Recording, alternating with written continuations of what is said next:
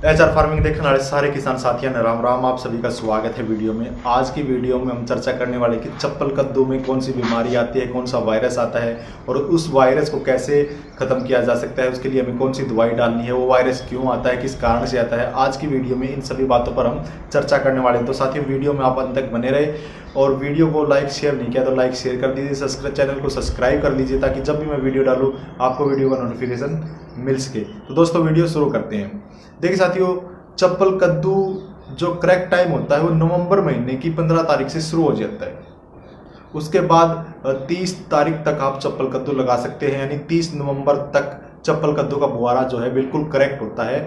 मैं फिर से रिपीट कर देता हूं साथियों, 15 नवंबर से लेके 30 नवंबर 25 नवंबर तक जो है बिल्कुल करेक्ट टाइम होता है चप्पल कद्दू का बुआरा करने का। उससे पहले यानी अक्टूबर महीने में आप चप्पल कद्दू लगा देते हो या नवंबर की 1-2 तारीख को चप्पल कद्दू लगा देते हो। उस टाइम क्या होता है कि बहुत ज़्यादा गर्मी होती है और गर्मी के कारण चप्पल कद्दू में एक बहुत ही खतरनाक वायरस आ जाता है, बहुत ही खतरनाक बीमारी आ जाती है। वो जो बीमारी होती है उससे चप्पल कद्दू अपनी ग्रोथ रोक देती है। चप्पल कद्दू के नए उसमें नया फुटाव नहीं होता, गोब वहीं की वहीं रुक जाती है। तो दोस्तों वो क्यों रुकती है, उसके क्या कारण है? उसका कारण होता है साथियों ज़्यादा गर्मी। ज़्यादा गर्मी के कारण जो है सफ़ेद मच्छर, जैसे जो बाड़ियों में ज़्यादातर आता है वो भी चप्पल कद्दू में भी आता है। ज़्यादा गर्मी के कारण सफ़ेद मच्छर की वजह से चप्पल कद्दू के जो पत्ते होते हैं वो बुझ जाते हैं, जैसा कि आप वीडियो में देख पा रहे होंगे। ऐसे चप्पल कद्दू हो जाएंगे और अगर ऐसे चप्पल कद्दू हो जाएंगे तो ग्रोथ वहीं की वहीं रोक देंगे, पौधा पीला पड़ने लगेगा, पौधा बड़े से छोटा हो जाएगा, उसके पत्ते जो है बुझ जाएंगे, सिकुड़ जाएंगे, जिससे जो है आपको लगेगा कि वो जो है बिल्कुल ख़त्म हो गया है, बाढ़ की कगार पर ज़मीन यानी बाद हो गया। अब ऐसी सिचुएशन आपके सामने बन जाती है। तो दोस्तों उसके लिए हमें कुछ दवाइयाँ डालनी पड़ती है और ये दवाइयाँ जो है हमें जो है बीज उगने के 6 से 7 दिन बाद डाल देनी चाहिए। पहले मैं आपको वायरस बता देता हूँ, उसे कहते हैं मुरडिया। मुरडिया जिसे बोलते हैं, जिसे पत्ते मुरड़ जाते हैं, सिकुड़ जाते हैं और गोब में मुरडिया आ जाता है तो गोब ग्रोथ रोक देती है साथियों।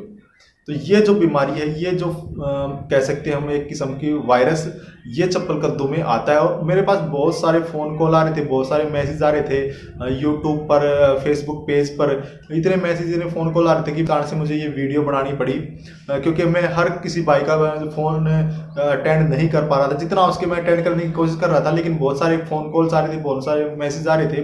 तो दोस्तों मुझे ये वीडियो बनानी पड़ी। तो दोस्तों ये जो फंगस है, ये जो वायरस है, ये जो मुरडिया है, ये सफ़ेद मच्छर के कारण आता है, ज़्यादा गर्मी के कारण आता है। क्योंकि इसका जो करेक्ट टाइम होता है वो नवंबर महीने की 15 तारीख से लेकर 30 तारीख का होता है। उससे पहले ज़्यादा गर्मी पड़ती है और ज़्यादा गर्मी के कारण ये समस्या हमारे सामने उत्पन्न होती है साथियों। आपकी चप्पल कद्दू का पौधा ग्रोथ तो कर जाएगा धीरे धीरे, बहुत टाइम लग जाएगा उसको, कह सकते हैं कि 40 से 50 दिन लग जाएंगे उसको पूरा ग्रोथ करने में। लेकिन उसके पत्ते हैं ना, बिल्कुल जैसे कहेंगे कि आखिरी सिचुएशन आई हुई है, बिल्कुल लास्ट सिचुएशन आई हुई है पौधे की कि भाई पौधा खत्म हो जाएगा, ऐसे आपके पौधे खड़े रहेंगे जैसे कि आप वीडियो में देख पा रहे हैं साथियों। और पत्तों पर लाइनिंग आ जाएगी, जिसे लीफ माइनर बोलते हैं। वो क्या होता है कि पत्तों के अंदर कीड़ा होता है और गर्मी के कारण वो कीड़ा आता है साथियों, तो वो कीड़ा भी आ जाएगा, जिससे आपको लगेगा कि पत्ता है सूख रहा है और पत्ता पीला पड़ रहा है, जैसे कि आप वीडियो में देख पा रहे हैं साथियों। तो इसके लिए मैं कुछ दवाइयाँ आपको बताता हूँ। वो दवाई अगर डालेंगे तो आपको जो है बहुत ही बेहतरीन रिजल्ट, बहुत ही अच्छा रिजल्ट मिलेगा साथियों।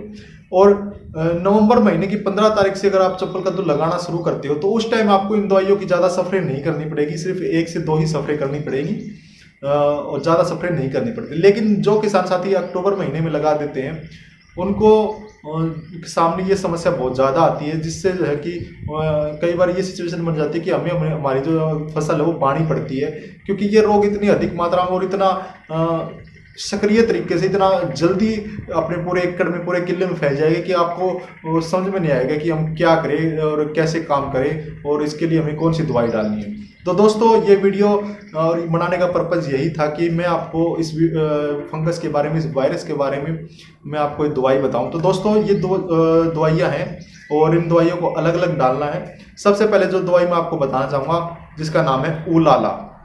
जी हाँ दोस्तों, ऊलाला ये दवाई जो है आपको हर दवाई की दुकान पर मिल जाएगी। और ये दवाई आप डाल सकते हो।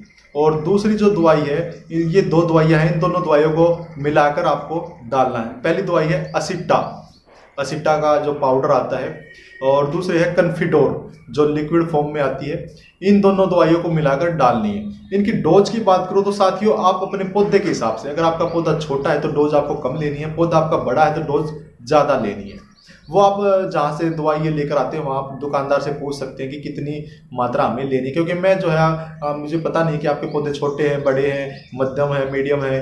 वो आप अपने दुकानदार को बता करें कि हमारे पौधे इतने दिन के हो गए हैं, 20 दिन के हो गए हैं, 25 दिन के हो गए हैं, 10 दिन के हो गए हैं, 15 दिन के हो गए हैं। उस हिसाब से आप जो है दवाई की डोज ले सकते हो साथियों। तो ये 2 दवाइयाँ हैं। इन दवाइयों को कैसे इस्तेमाल करना, पहले आप ओलाला का स्प्रे कर दीजिए साथियों। ओलाला क्या करेगा कि जो सफ़ेद मच्छर होता है उसको ख़त्म कर देगा और पत्ते थोड़े खुलने लगेंगे। और उसके 5 दिन बाद आप जो है जो जिसे बोलते हैं हम असिटा का स्प्रे कर दीजिए। उसके साथ ही या असिटा के साथ कन्फिडोर का स्प्रे कर दीजिए। दोनों मिलाकर, असिटा और कन्फिडोर दोनों मिलाकर करनी है। इससे क्या होगा कि जो सफ़ेद मच्छर रैक है, सफ़ेद मच्छर है, वो खत्म हो जाएगा और पत्ते पूरी तरीके से खुल जाएंगे, पौधा ग्रोथ करने लगेगा साथियों। तो ये दोनों स्प्रे आपको करनी है और इन दोनों स्प्रे करने से आपको बहुत ही बढ़िया रिजल्ट मिलेगा। लगभग 90% तक आपको रिजल्ट अपने पौधे में दिखने लग जाएगा साथियों। तो दोस्तों, आज की वीडियो में मैं इतनी जानकारी आपको देना चाहता था। बाकी आपको अगर कुछ समझ में नहीं आता है तो आप मुझे फ़ोन कर सकते हैं। मैं वीडियो में अपना नंबर दे दूंगा ताकि आप मुझे कांटेक्ट कर सके। और एक बात और मेरे किसान साथियों को कहना चाहूँगा, अगर कोई भाई सब्जी फसल यानी गोभी, फूल गोभी, बंद गोभी, मिर्च, टमाटर, बताऊ, सभी प्रकार की सब्जी फसलों की अगर पौध तैयार करवाना चाहता है तो पौध तैयार करवा सकता है। मैं ऑर्डर पर पौध तैयार करता हूं साथियों। तो मैं मेरा कॉन्टैक्ट नंबर आपको दे देता हूं ताकि जो है आप मुझसे कॉन्टैक्ट करके और हमें बता सके कि आपको कौन सी पौध जो है तैयार करवानी है। तो दोस्तों, आज की वीडियो में इतना ही। मिलते हैं अगली वीडियो में। अभी के लिए जय जवान, जय किसान।